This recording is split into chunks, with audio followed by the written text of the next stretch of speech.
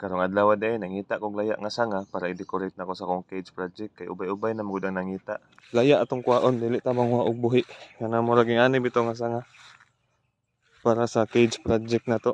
Daghan jud bitaw kayo na ang nangita, gi-off na gyud nako sa marketplace pila na ka bulan, siguro hapit na 1 year nga gi-off nako siya para wala na magsigig inquire ug sigig pangutana kung napa bay available. Medyo taas man gud siya nga proseso bago siya mahuman ug dili pug ko nagapanguha og laya nga sanga mas nindot kung napay bayabas kay mas lig-on. Kung wala na laya nga sanga sa bayabas na pamuntay laing option nga mas lig-on. Pwede ra pud ta mo gamit atong kahoy nga gitawag namo diri og kapi-kapi kay daghan pud to siya formation sa iyang sanga. Og kanina lang kapi-kapi gyud akong nakuha no kay hapon na sad unya di na pud kadto sa unahan kay wala na siya tarong nga dalan. Og dili gibiyahe pa gyud ako siyang medyo layo gikan sa bukid hangtod diri sa Prudential Turil. Kung ibutangan na lang pud nako warning device nga silupin para makita sa nagsunod. Wala pa nakita mao din yang style ug design. DIY ra ni siya gikan sa guba nga electric fan. Nagtry na pud ko display ni sa mo sa una pista to siya nga time ug naulaw jud no kay niabta na lang gabi wala gyud na malit. Mao nga ko na lang siyang gidala diri og balik sa Turil og gitry na lang nako siyang post sa marketplace. Og sugod dito daghan na jud kay nag-inquire og niadto diri sa balay ang ubang gikan paglagi og namalit. Ang ubang gusto pa mag-add bago muuli pero maglisod na kog hatag kay nakabuking na ang nahabilin. Dito na ko na-realize nga naa day right place ang isa ka butang para mapansin siya. So, hapit na magud nag 1 year karon so kad nga gi-off na ko ni siya sa marketplace kay wala na ko nag-stock kay busy na pud ug medyo hassle pud siya buhaton, taas kay siya time consuming. Kay daghan pa jud kay tag samad pag magbuhat ta ani. Pero bisag DIY lang na siya ligon pud nga screen akong gipilian na katong mas baga nya pinturado na pud na siya. Dali lang pud gina siya i-open ug i-close kung magpakaon kasi mong parakit sa sulod. Ug karon nga nakakuha na kog sanga para i-decorate sa sulod sa cage, dili pud ingon nga makabuhat na ko dayon, mudagan pa ni siya mga months. Ug kung nakapangutana mo anong laya nga sanga sa bayabas akong napili, ligon man gud pud siya nga sanga. Pero maglisod nagkuha og buhi kay daghan pud silang bunga nya nay nagakaon nga milo or musang ug nay mga langgam. Mo din nato ang cage project no nga DIY. First na kong buhatan is for breeding cage lang, isa ka pera kong ibutang para ma-separate sila. Ug na may gusto mo palit og cage mo nang gitry na kog buhat og upat lang sa una nya nagtuloy-tuloy na. Ug ubay-ubay na sad ang ako na deliver diri do Old Turil area. Ug ang uban nag-send og update nga nakapapusa or nakapahatch na sila sa maong DIY nga cage. Ug karon unta dili na sad gutubkan og laay kay mao po isa sa makalangan sa pagbuhat nako ani. Ug kung nakaabot ka diri nga video, daghang kay salamat sa imong paghatag og oras. Happy keeping.